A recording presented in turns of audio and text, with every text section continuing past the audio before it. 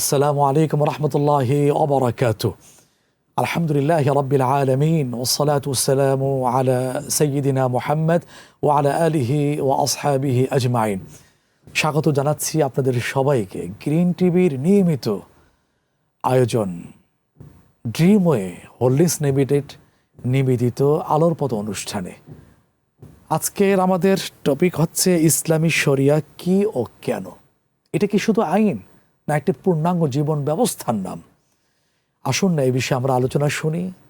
আলোচনা উপস্থাপন করার জন্যে আমাদের মাঝে উপস্থিত হয়েছেন আপনাদেরই পরিচিত মিডিয়া ব্যক্তিত্ব, লালবাগ ঐতিহ্যবাহী মাদ্রাসা জামিয়াতুল মানার আজিজিয়া এই প্রতিষ্ঠানের সহকারী পরিচালক এবং অত্র প্রতিষ্ঠানের বড় মসজিদের মাননীয় খতিব হযরত মাওলানা আব্দুল্লাহ তানবীর হাফিজাহুল্লাহ তাআলা। আসসালামু আলাইকুম রহমতুল্লাহি ওয়া বারাকাতুহু। ওয়া আলাইকুম আসসালাম ওয়া রাহমাতুল্লাহ। আপনাকে ধন্যবাদ এবং জাযাকুমুল্লাহ। ওয়া ইয়াকা আইদান, আপনাকেও স্বাগত জানাচ্ছি আজকের আমাদের এই আলোচনা অনুষ্ঠানে। মহতারাম, একটি গুরুত্বপূর্ণ বিষয়, ব্যতিক্রম ধর্মী আমার ক্ষুদ্র জ্ঞানে বা দেখা থেকে এই বিষয়টা সাধারণত মিডিয়াতে আলোচিত হয় না। আমরা সেই আলোচনা নিয়ে আসছি, কৃতিত্বের দাবি করছি না, কিন্তু এই আলোচনা হওয়া দরকার। সম্মানিত দর্শক ভাই বোনদের অবগতির মধ্যে নিয়ে আসা প্রয়োজন বোধ করি আজকের টপিক নির্ধারণ করা হয়েছে, সেটা হলো ইসলামী শরিয়া কি ও কেন। প্রথম জিজ্ঞাসা আপনার কাছে, ইসলামী শরিয়া বলতে কি বোঝায় বা কি? হ্যাঁ, ইসলামী শরিয়া বলতে যেটা বোঝায় আল্লাহ প্রদত্ত মানুষের জন্য জীবন বিধান, যেটা নবীগণ আল্লাহর পক্ষ থেকে নিয়ে এসেছেন। সংক্ষেপে যদি বলি, এটাই ইসলামী শরিয়া। আলহামদুলিল্লাহ। শরিয়া হচ্ছে মূল অর্থ হচ্ছে চলার পথ, যে আল্লাহ রব্বুল আলামিন প্রতি যুগে যুগে নবীদের মাধ্যমে আমাদের কাছে জীবন চলার বিভিন্ন পথ পাঠিয়েছেন, পদ্ধতি পাঠিয়েছেন। সেই পদ্ধতিগুলোকেই শরিয়া বলা হয়। সারা বিশ্বে বর্তমানে ইসলামকে একটি ভয়ানক হিসাবে চিহ্নিত করা হয়েছে বিভিন্ন মিডিয়ার মাধ্যমে, কালো মিডিয়ার মাধ্যমে, হলুদ সাংবাদিকতার মাধ্যমে। দেখা গিয়েছে যে সারা বিশ্বে ইসলামকে একটি আতঙ্কের নাম হিসাবে ইসলামফোবিয়া তো আছে। ইসলামফোবিয়া তৈরি করা হয়েছে।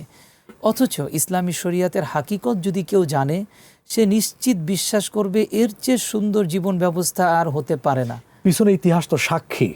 সেটা হলো অমুসলিমরা পর্যন্ত যখন কিছুদিনের সুবাস পেয়েছে, তখন তারা আরো মায়া কান্না করেছে, হে মুসলিম সৈনিকরা তোমরা যেও না, আমরা এতদিন অত্যাচারিত হয়ে আসছি, মজলুম হয়ে আসছি, আমরা এই শরিয়া চাই। অথচ অমুসলিম। আপনার কথাটাই প্রতিধ্বনি। ভারতবর্ষ যখন বিজয় হয় মোহাম্মদ বিন কাসেমের নেতৃত্বে, সিন্ধু বিজয়, তো প্রথম মুসলিম বিজয়ের সময় কিন্তু হিন্দুরা ওনাকে সাহায্য করেছে, ওনার পক্ষ হয়ে যুদ্ধ করেছে। আশ্চর্যজনক কথা। এটা কেন করেছে?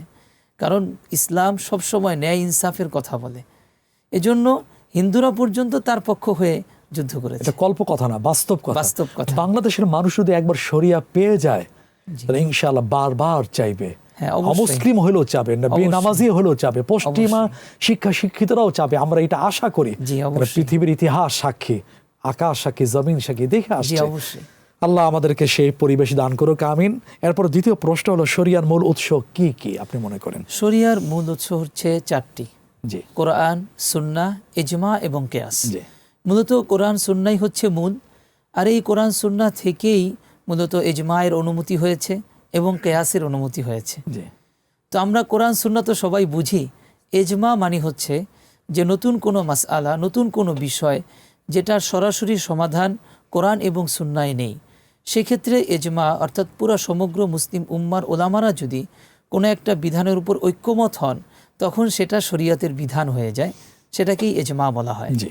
আর কিয়াস বলা হয় যে জিনিসটা কোরআন এবং সুন্নায় সরাসরি নেই, কিন্তু যদি একটু চিন্তা করা হয় তাহলে কোরআন সুন্নাহর কোনো একটা বিধানের সাথে মিলে যায়, তখন যেই বিধানের সাথে মিলে যায় সেই বিধানের উপর ভিত্তি করে যেই বিধান দেওয়া হয় সেটাকেই কিয়াস বলা হয়। কিন্তু কেউ কেউ বলার চেষ্টা করেন না ইজমা কিয়াস ইসলামের মূলনীতি নয়, কিন্তু ইসলাম তো একটি সার্বজনীন, চলমান, থাকবে কিয়ামত পর্যন্ত। এই দুটো বিষয়কে এড়িয়ে যাওয়ার কোনো সুযোগ নেই। আসলে যারা বলে তাদের বলবো যে কোরআন সুন্নাহ সম্পর্কে, জ্ঞান সম্পর্কে তাদের দৈন্যতা রয়েছে এবং তারা জানে না কোরআনে কারীমের বহু আয়াতে ইজমাকে সাব্যস্ত করা হয়েছে। রাসূল সাল্লাল্লাহু আলাইহি ওয়াসাল্লাম সরাসরি বলেছেন, লা তাজতামিউ উম্মতি আলা দালালাহ, আমার উম্মত কখনো একটা বিভ্রান্তির উপরে পুরো মুসলিম জাতি ঐক্যমত হতে পারে না। আল্লাহু আকবার। এটা আল্লাহ রাসূল সাল্লাল্লাহু আলাইহি সাল্লাম সরাসরি বলে দিয়েছেন এবং কোরআনে কারীমও আল্লাহ তাআলা বলেছেন ওয়া উলিল আমরি মিনকুম, তোমাদের মধ্যে যারা যেই বিষয়ের দায়িত্বশীল তোমরা তাদেরকে অনুগত্য করো। সুতরাং ওলামারা যেহেতু এই দ্বীনি বিষয়ের দায়িত্বশীল, এই ক্ষেত্রে ওলামাদেরকে অনুসরণ করতে হবে। তো এখান থেকে বোঝা গেল যে ইজমার বিষয়টি কোরআন এবং সুন্নাহর বহু জায়গায় প্রমাণিত। কিয়াস তো আছে, হ্যাঁ কিয়াস তো আছেই। আল্লাহ রাসূল সাল্লাল্লাহু আলাইহি ওয়াসাল্লামের জীবনে অসংখ্য কিয়াসের ঘটনা আছে, সাহাবীদের জীবনে আছে, খুলাফায়ে রাশিদিনদের আমি জীবনে আছে। ছোট্ট একটা উদাহরণ দিতে পারি এই ক্ষেত্রে, যে একবার আল্লাহ রাসূল সাল্লাল্লাহু আলাইহি সাল্লামকে জিজ্ঞাসা করা হলো যে আচ্ছা ঘরে যে সমস্ত প্রাণী আনাগোনা করে, যেরকম বিড়াল, তারপরে ইঁদুর, এগুলো যদি কোনো পানিতে মুখ দেয় তাহলে এই সমস্ত ওই পানির দিয়ে ওযু করা যাবে কিনা। তখন আল্লাহ রাসূল সাল্লাল্লাহু আলাইহি সাল্লাম এটাকে কিয়াস করলেন কিভাবে, যে কোরআনে কারীমের মধ্যে এসেছে তাওয়াফুন, যে যারা ঘরে বারবার আনাগোনা করে তাদের জন্য বারবার অনুমতি নেওয়ার প্রয়োজন নেই। যেহেতু আল্লাহ তাআলা সেখানে সহজ করেছেন, সেটার উপর ভিত্তি করে আল্লাহ রাসূল সাল্লাল্লাহু আলাইহি সাল্লাম কিয়াস করলেন যে ঘরে যে সমস্ত প্রাণী বারবার আনাগোনা করে তাদের তহরাতের ক্ষেত্রেও হালকা বিধান দিয়ে দিলেন। চমৎকার উদাহরণ নিয়ে আসছেন হাদিস থেকে ইজমা কিয়াসের সপক্ষে। তাহলে আপনার কথা থেকে এই কথা বেরিয়ে আসে কোরআন এবং সুন্নাহ শরিয়ার মধ্যে বিশাল বড় ভূমিকা পালন করে। জি জি, ভুরি ভুরি আর উদাহরণ আছে। এরপর আরেকটি প্রশ্ন মহতরাম, আপনি চমৎকার বলছিলেন যে ইসলামী শরিয়া মানুষের দৈনন্দিন জীবনে কিভাবে প্রভাব ফেলে। হ্যাঁ, ইসলামী শরিয়া তো একটা মানুষকে পুলিশ ছাড়া, সেনাবাহিনী ছাড়া, একটা মানুষ গোয়েন্দা ছাড়া, সিসি ক্যামেরা ছাড়া একটা মানুষকে সঠিক করে ফেলে। জি, একটা মানুষকে জুলুম থেকে বিরত রাখে, একটা মানুষকে অন্যের ক্ষতি করা থেকে বিরত রাখে। ইসলামের মতো এত সুন্দর একটা দিক পৃথিবীর অন্য কোনো মতবাদে, অন্য কোনো ধর্মের মাঝে নেই। আল্লাহু আকবার। কারণ ইসলাম অটোমেটিকলি পুলিশ লাগবে না, গোয়েন্দা লাগবে না, সে আল্লাহর ভয়ে সে চুরি করবে না, আল্লাহর ভয়ে সে ডাকাতি করবে না, আল্লাহর ভয়ে সে সুযোগ থাকা সত্ত্বেও কোনো অন্যায়ভাবে কোনো নারীর ইজ্জতহানি করবে না। কেন? আল্লাহর ভয়। কারণ আল্লাহ রাসূল সাল্লাল্লাহু আলাইহি সাল্লাম বলেছেন যে প্রকৃত মুসলমান তো সেই যার হাত ও মুখ থেকে সকলে নিরাপদ থাকবে। তো আল্লাহ রাব্বুল আলামিনের এই শরিয়া যদি বাস্তবায়ন হয় তাহলে তো প্রতিটা মানুষ, পুলিশ এমনিতেই তারা নিরাপদ হয়ে যাবে এগুলো ছাড়া। সুতরাং এই বিধানটি অন্য কোথাও পাওয়া যাবে না। এর উপরে সবচেয়ে বড় ভিত্তি হচ্ছে আখিরাতের প্রেরণা। যে আখিরাতের প্রেরণাটা থাকার কারণে দেখা যাবে সে চুরি করছে না কেন, সে জানছে যে আমার বিচার হবে। এই আখিরাতের প্রেরণা থেকেই সে কিন্তু একজন সঠিক এবং একজন মানবতাবাদী মানুষ হয়ে সে গড়ে উঠছে। চমৎকার বলছিলেন। তাহলে শরিয়াতের উদ্দেশ্যটা কি, শরিয়ার লক্ষ্য বা উদ্দেশ্যটা কি, যদি আরেকবার শরিয়াতের লক্ষ্য এবং উদ্দেশ্য হচ্ছে দুনিয়া এবং আখিরাতে সফল। যে ব্যক্তি শরিয়াকে মানবে সে জীবন তার এই ইহু জীবনে একজন সফলকাম মানুষ হিসাবে থাকবে, ঠিক আখিরাতেও সে সফলকাম মানুষ হিসাবে থাকবে। সবচেয়ে বড় কথা হচ্ছে যারা শরিয়াতের অনুসারী, পৃথিবীর ইতিহাস যদি আমরা ঘাঁটি সেটা প্রমাণিত যে তাদেরকে পৃথিবীর সকল মানুষ নিরাপদ মনে করেছে। স্বয়ং রাসূল করিম সাল্লাল্লাহু আলাইহি ওয়াসাল্লাম, কাফেররা তার বিরোধিতা করত কিন্তু তার কাছে গিয়ে টাকার আমানত রাখত। আর আল আমিন আস-সাদিক, সত্যবাদী বিশ্বস্ত, তারাই তো উপাধি দিয়েছে। জি, তারাই উপাধি দিয়েছে। জি, সুবহানাল্লাহ। অনেক ধন্যবাদ মহতরম, আপনি ঐতিহাসিক কোরআন সুন্নাহর আলোকে চমৎকার উদাহরণ পেশ করছেন। ইসলামী শরিয়া কি ও কেন, এই বিষয়ে আমরা আরো আলোচনা শুনবো বিরতি থেকে ফিরে আসার পরে। প্রিয় দর্শক, আপনারা চমৎকার আলোচনা উপভোগ করছেন। সময় হচ্ছে এটা বিরতিতে যাবার, ফিরে আসছি কিছুক্ষণ পর। ততক্ষণ আমাদের সাথেই থাকুন।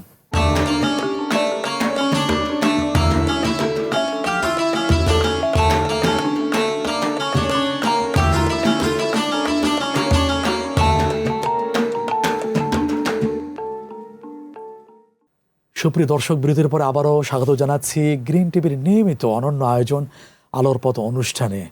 আলোচনা পেশ করছেন বাংলাদেশের বিদগ্ধ আলেমেদিন হযরত মাওলানা মুফতি আব্দুল্লাহ তানভীর হাফিজাহুল্লাহ তাআলা। সঙ্গে আছি আমি মোহাম্মদ মুস্তফা জামান। আজকের আলোচনার বিষয় হলো ইসলামী শরিয়া কি ও কেন। আপনি যদি শুরু থেকে শেষ পর্যন্ত আলোচনা শোনেন, উপলব্ধি করেন, নিশ্চয়ই আপনার ভিতরে যদি শরিয়ার প্রতি ভীতি থাকে, আতঙ্ক থাকে, তাহলে নিঃসন্দেহে এটা দূরীভূত হয়ে যাবে।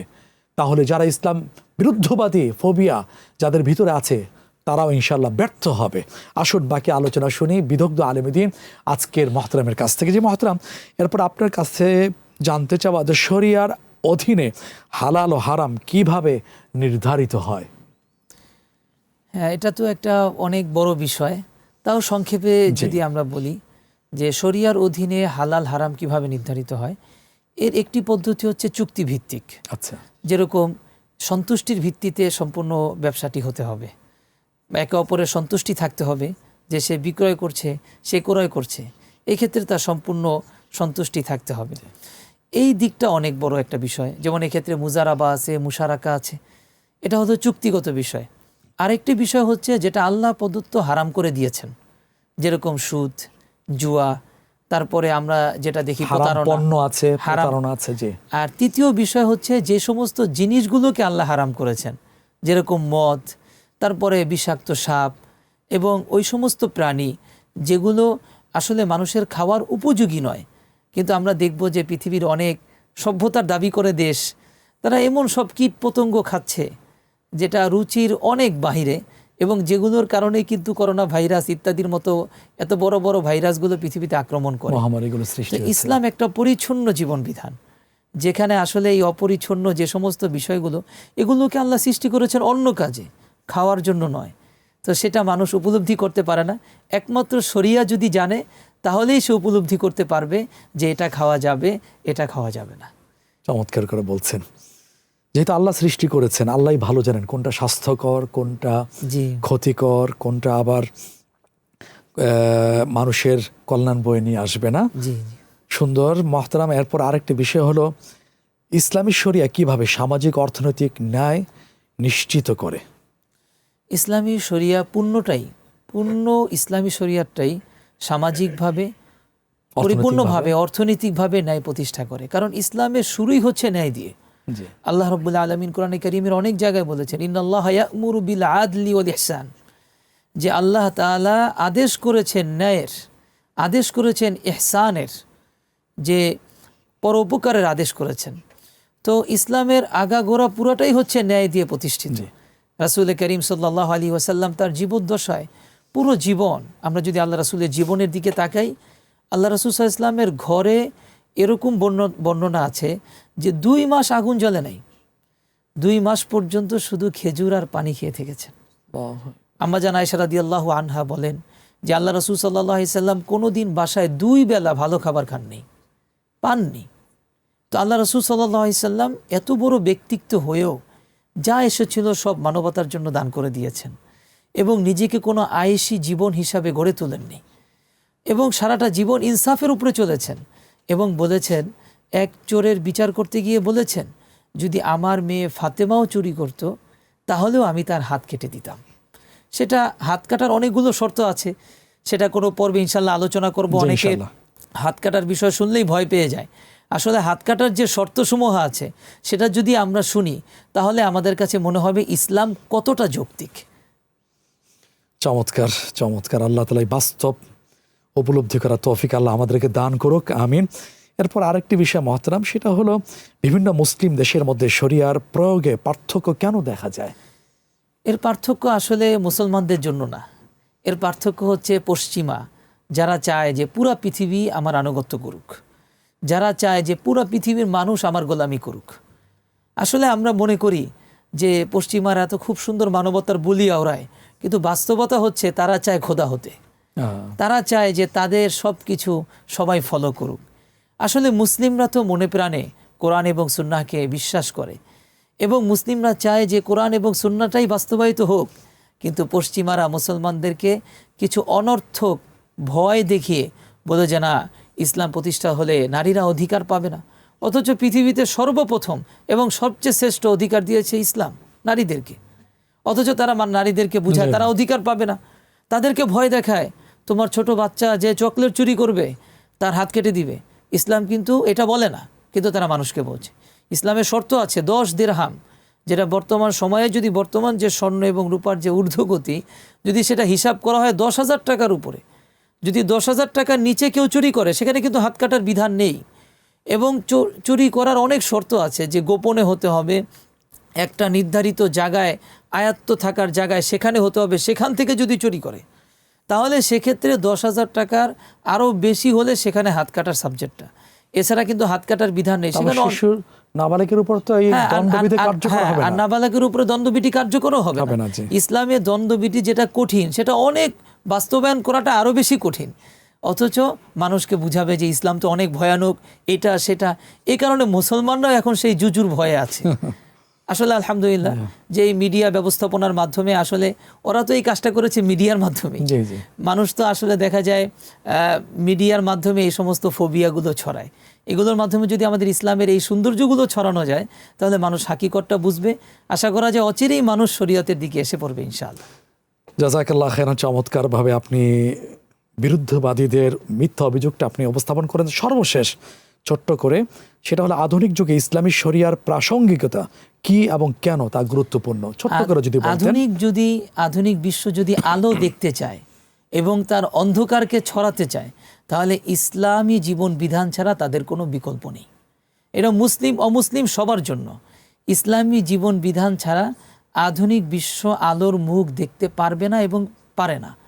কারণ আমরা একটু আগে আলোচনা করেছি যে পুঁজিবাদের মতো এত বড় একটা অর্থ ব্যবস্থা যে তারা সারা বিশ্বে যারা নিজেরা দাবি করে আমরা জয় জয়কার, সারা বিশ্বে তাদের অর্থ ব্যবস্থা চলছে, অথচ তাদের অর্থ ব্যবস্থার মধ্যে দরিদ্রদের জন্য কোনো কোটা রাখা হয়নি। এটা একটা আশ্চর্য বিষয় যে এতগুলো মানুষ দরিদ্র, তাদের জন্য কোটা কি? তাদের জন্য কোটা হচ্ছে গ্রামের কৃষককে গিয়ে বলবে 10,000 টাকা দিলাম, 2 মাস পরে দিবা 15,000 টাকা বা 12,000 টাকা, যদি না দিতে পারো প্রতি মাসে 2,000 করে বাড়বে। ওই লোকটা নিঃস্ব হয়ে যায়, তার বাড়িঘর সব হারা হয়ে যায়। অথচ ইসলাম কত সুন্দর, শুরুতেই দরিদ্রদের জন্য অধিকার, এটা শোষণ, যে ইসলাম তাদের জন্য অধিকার রেখে দিয়েছে। সুতরাং দেখা গেল যে এত বছর এত তাদের উন্নতি, 200-300 বছর ধরে এত দাবি করে আমরা আধুনিক সভ্যতা, তারা দরিদ্রদের জন্য একটা স্থান রাখতে পারেনি। তাহলে কিভাবে তাদের দ্বারা সমাধান হবে? কোনো সমাধান হবে না, আরও অবক্ষয়ের দিকে চলে যাবে। তারা মানুষকে আখলাকি দিক দিয়ে একটা সমাধান দিতে পারেনি, বরং স্বাধীনতার নামে হাজার হাজার নারী পাচার, শিশুদেরকে পর্যন্ত তারা রেহাই দেয়নি। এজন্য ইসলাম ছাড়া কোনো গতি নেই, ইসলামই শ্রেষ্ঠ সমাধান। অনেক ধন্যবাদ, গুরুত্বপূর্ণ বিষয়টা চমৎকারভাবে আপনি উপস্থাপন করেছেন। আল্লাহ তাআলা আপনার ইলমে বারাকা দান করুক, আমিন। জি প্রিয় দর্শক, আশা করি আপনারা তন্ময় হয়ে শুনছেন আজকের এই গুরুত্বপূর্ণ বিষয়, ইসলামী শরিয়া কি ও কেন। ইসলামী শরিয়া এটা শাস্তির বিধান শুধু নয়, এটা ন্যায়, ইনসাফ, মানবিকতা এবং শান্তির পূর্ণাঙ্গ জীবন ব্যবস্থার নাম। এই শরিয়া দুনিয়াতে কল্যাণ ও আখিরাতে কল্যাণ নিশ্চিত করে। আশা করি আজকের এই আলোচনা আমাদেরকে ভাবিয়ে তুলবে, অর্থাৎ ভাবতে উদ্বুদ্ধ করবে, অনুপ্রাণিত করবে। আসুন না শরিয়া জানি, শরিয়া চর্চা করি। আল্লাহ তাআলা আমাদেরকে তৌফিক দান করুন। এই প্রত্যাশা আজ এখানে শেষ করছি। আসসালামু আলাইকুম ওয়া রাহমাতুল্লাহি ওয়া বারাকাতুহু।